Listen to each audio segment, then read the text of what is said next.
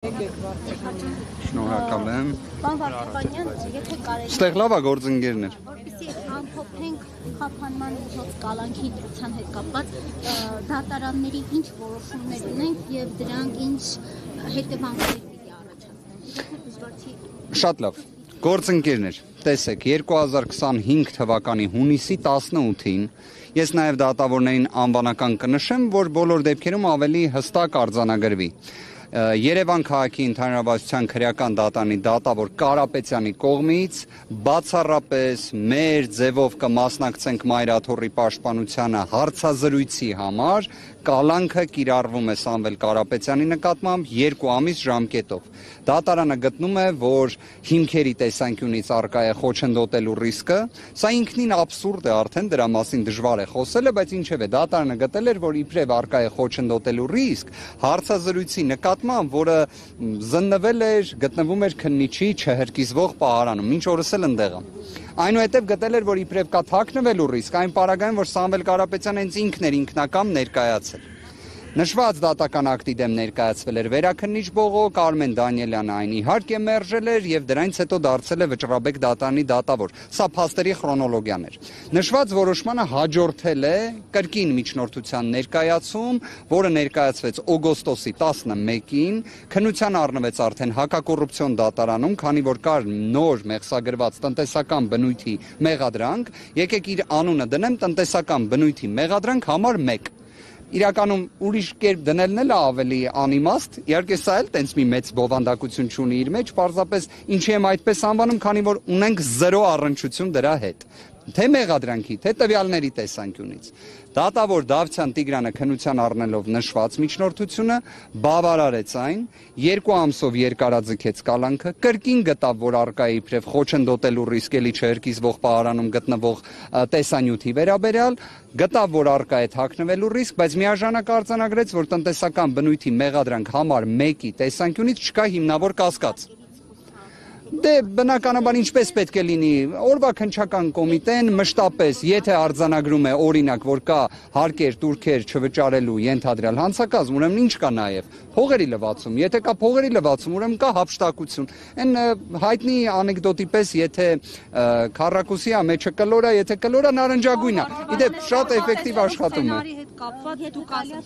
Ես մի հատ բոլոր դեպքերում զուտ այս կծիկը, որ բոլորի համար հասկանալի լինի։ Այդ որոշման դեմ ներկայացում է վերաքննիչ բողոք, վերաքննիչ դատարանը, դատավոր Մելիքսեթյանի նախագահությամբ, բայց ոչ Արմինե Մելիքսեթյանի, մերժում է 2 բողոքները։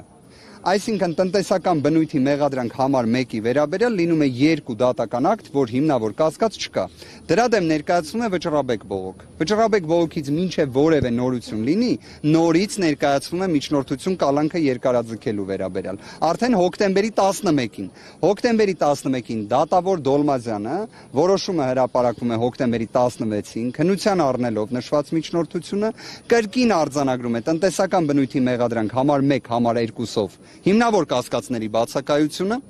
այնուհետև արձանագրում է, որ խոչընդոտելու ռիսկը որպես այդպիսին առկա չէ։ Դրա դեմ ներկայացում է կրկին բողոքներ, ներկայացում է մեր կողմից դատախազության կողմից։ Նոյեմբերի 13-ին դատավոր Կարեն Ամիրյանը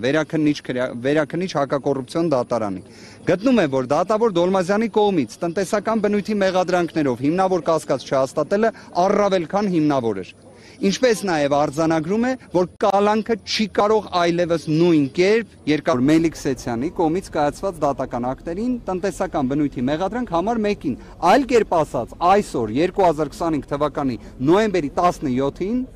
0 իրավական հետևանք ենթադրող որոշում է։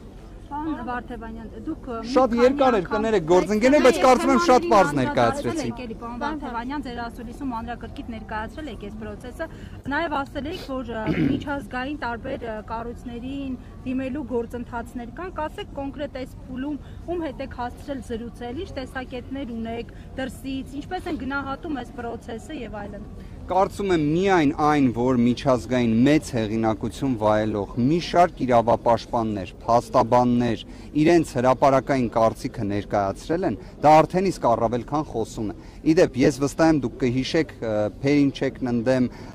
Շվեյցարիայի գործը Մարդու իրավունքների եվրոպական դատարանում, որի շրջանակներում Հայաստանի Հանրապետության շահերը ներկայացնելու գործին ներգրավվել էր մեծագույն համբավ ունեցող փաստաբան Անգլիայից, Մեծ Բրիտանիայից Ջեֆրի Ռոբերտսոնը եւ Ամալ Քլունին։ Ջեֆրի Ռոբերտսոնը հրապարակավ իր դիրքորոշումը Սամվել Կարապետյանի մեղադրանքի վերաբերյալ, քանիցս ներկայացրել է։ Ես ինքս պատիվ եմ ունեցել իր հետ մանրամասն խոսելու նշված գործի հանգամանքների վերաբերյալ, մի տևական ժամանակ պահանջվեց, որ ինքը ի վերջո պատկերացնի, որ իսկապես նման քրեական հետապնդում կա, որ իսկապես Հայաստանում խոսքի ազատության պայմաններում կարող է լինել նման քրեական հետապնդում, որ իսկապես Հայաստանում մեր ձևով կմասնակցենք Մայր Աթոռի պաշտպանությանը հայտարարության համար, մարդը 5 ամիս կալանավորված է։ Սա է այն իրականությունը եւ վստահ եղեք միջազգային բոլոր կառույցների համար էլ առավել քան ընկալելի է։ Ինձ առաջնային հարցերից մեկը դեռ սկզբնական փուլում որ տալիս էին, ասում էին լավ, կարծես Հայաստանի Հանրապետությունը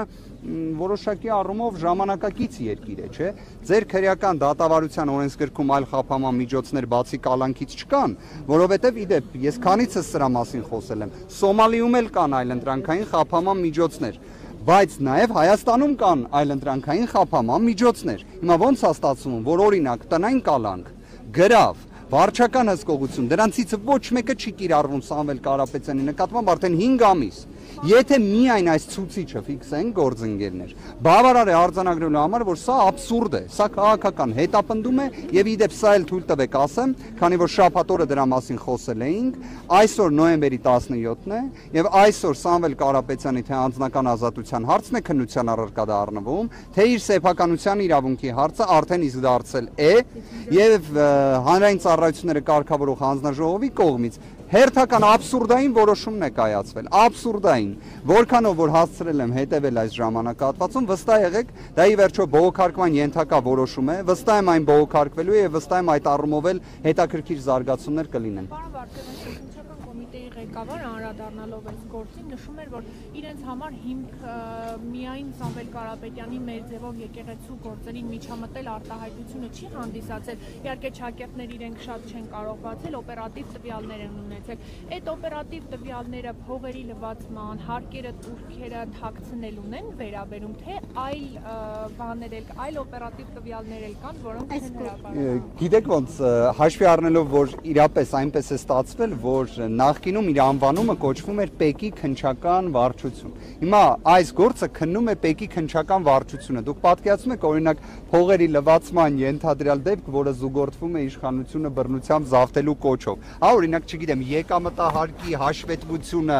ներկայացնելու շրջանակներում մի հատ էլ կոչ է կատարում եւ այլն։ Սա ինքնին ծիծաղելի է, բայց ես կռահում եմ նաեւ, թե ինչ կարող է նկատի ունենալ պարոն Պողոսյանը, բայց առիթից օգտվելով եւս մեկ անգամ նշեմ, պատկերացրեք մեր գործով վարույթ իրականացնող մարմինը 53 քննիչներն են։ 53 քննիչներից մեկը քննչական խմբի ղեկավարն է։ Քննչական խմբի ղեկավարի կողմից առնվազն կարծում եմ, թե իմ թե նաեւ ձեզային շատերի գնահատմամբ ունենք անգործություն, որովհետեւ 5 ամիս քննել մեր ձևով կմասնակցենք եկեղեցու պաշտպանությանը նախադասությունը եւ դատարան այն չուղարկելը, մեղմ ասած խոսում է նրա մասին, որ մենք կարծես թե ջանասիրության հետ խնդիր ունենք։ Հիմա մենք օրինակ պարոն Պողոսյանին, քննչական կոմիտեի նախագահ Պողոսյանին, այս գործով քննչական խմբի ղեկավար Պողոսյանին պատասխանատվության ենթարկելու, վարույթից հեռացնելու նման հարցերով միջնորդություն էինք ներկայացրել, որը ինքը հասցեագրել էր հենց այն պարոն Պողոսյանին, ում վերաբերյալ դա գրել էինք։ Նա էլ իհարկե մեզ պատասխանել էր, որ ոչ մի հիմքեր չի տենում ինքն իրեն վարույթից հեռացնելու վերաբերյալ, ինչը կարծում եմ կանխատեսելի է։ Թևանյան, այ ասում եք, մի բան մոռանանք այդ տնտեսական հանցագործությունները, ենթադրյալ այդ մեր ձևովի ժամանակ դրանց մասին խոսք չկար, բայց կային քաղաքական պրոցեսներ, իշխանություն եկեղեցի հակամարտություն, հնարավոր է որ օպերատիվ տվյալներ կան գործում, որոնք վերաբերում են Սամվել Կարապետյանի մասնակցությունը եկեղեցի իշխանություն հարաբերություններում, ինչ որ չգիտեմ։ Պաշտոնապես հայտնում եմ 5 ամիս տևող նախաքննության պայմաններում բացարձակապես նման բան գոյություն չունի։ Եվ չնայած դրան 5 ամիս է Սամվել Կարապետյանը գտնվում է կալանքի պայմաններում։ Այսինքն նայեք,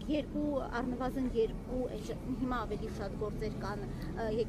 հոգևորականների նկատմամբ, դուք պաշտոնապես հայտարարում եք, որ Սամվել Կարապետյան, օրինակ Միքայել Աջապահյանի, Բագրատ arczepiskopos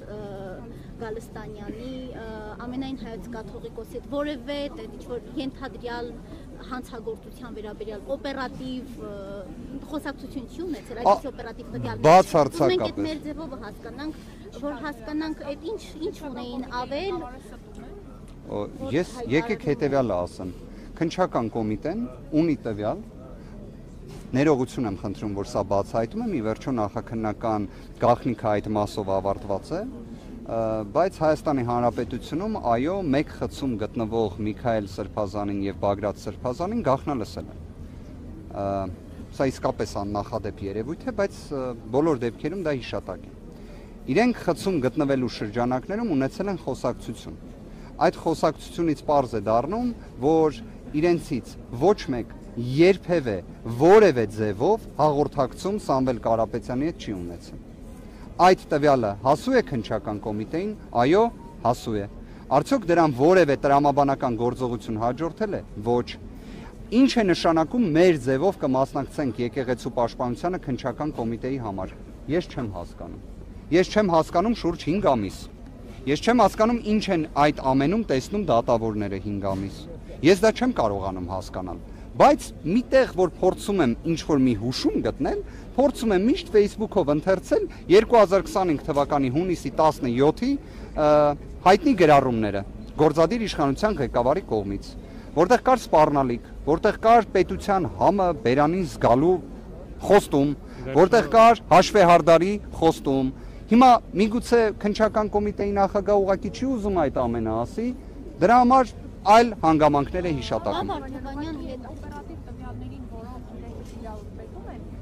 այսօրվանից պիտի դատարանության առարկա դառնա, դուք դրանց պիտի տիրապետեք, դրանց։ Դե եթե ես ձեզ ասում եմ, որ դրա վերաբերյալ իրականում քննչական կոմիտեի ղեկավարը Բարձրաստիճան Պաշտոնյան, երբ ասում որ օպերատիվ տվյալների են տիրապետել։ Հիմա եթե ոչ մի բան չկա, քննիչներ 53 հոգուց բաղկացած քննչական խումբը որևէ օպերատիվ տվյալ չի բացահայտել, չկա գործի։ Ես եկեք հետևյալը առաջարկեմ, Սամվել Կարապետյանի վերաբերյալ օպերատիվ որևէ տվյալ առկա չէ։ Առաջին պաշտոնական դիրքորոշումս, երկրորդը եկեք նույնիսկ խնդրանք ներկայացնեմ։ Դիմեք քննչական կոմիտեի նախագահին հորդորով, որ նախաքննական գաղտնիքի սահմանափակումը թող վերացնի։ Թող ցուցում տա վարույթ իրականացնող մարմին քննիչ Սպարտակ Պողոսյանին, թող վերացնեն նախաքննական գաղտնիքը։ Մենք այսօր դատական նիստի սկզբում խնդրեցինք դատարանին, որ դատական նիստը անցկացվի դռնբացության կարգով։ Ով առարկեց դրա դեմ, քննիչը եւ դատախազը։ Հիմա ձեր հարցադրումները խնդրում եմ ուղղել իրենց, մենք մեծ սիրով պատրաստ ենք ամբողջ վարույթ իրականացնող մարմինը 53 քննիչներից բաղկացած քննչական խմբի ղեկավարը հանդիսանում է Սպարտակը Պողոսյան, այո, նիստին ներկա է, բայց 53 քննիչները ներկա չեն, դատախազը պարոն Դալաքյանն է։ Շնորհակալ եմ, մենք գնացինք նիստին։ Ես կվերադառնամ Լավ։ Հիմա որ ասում եք քաղաքական գործունեության վստահության Սամվել Կարապետյանը չէր զբաղվում, եկեղեցին էր, չէ, պաշտպանում բացառապես։ Եկել էր եկեղեցու կողքին կանգնելու։ Բա եթե չէր զբաղվում, ինչու հանկարծ իշխանությունները որոշեցին նրա նկատմամբ քաղաքական հետապնդում իրականացնել ըստ ձեր ձևակերպումների։ Իսկ ձեզ օրինակ քաղաքական գործունեությամբ չզբաղվող անձ եմ։ Իմ նկատմամբ ինչու պիտի քաղաքական Իսկ դուք օրինակ եկեք հակառակից եկեք, օրինակ X քաղաքական ուժը գիտի, որ Y անձը, ով քաղաքական գործունեությամբ չի զբաղվում, բայց եթե որոշի քաղաքական գործունեությամբ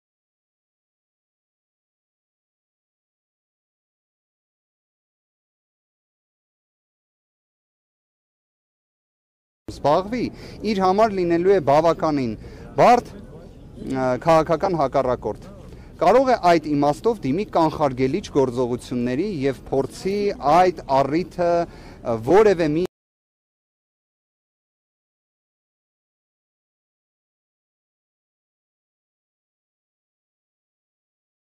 իրավիճակում բաց չթողնի, հատկապես եթե ընտրություններին մնալուց են լինում արդեն 1 տարուց ավելի պակաս ժամանակ 2025 թվականի հունիսի 17-ի դրությամբ եւ կանխատեսելով ձեր հնարավոր հաջորդ հարցադրումը, խնդրում եմ ուշադիր նայել 2025 թվականի հուլիսի 4-ի Սամվել Կարապետյանի ուղերձը։ Շնորհակալություն։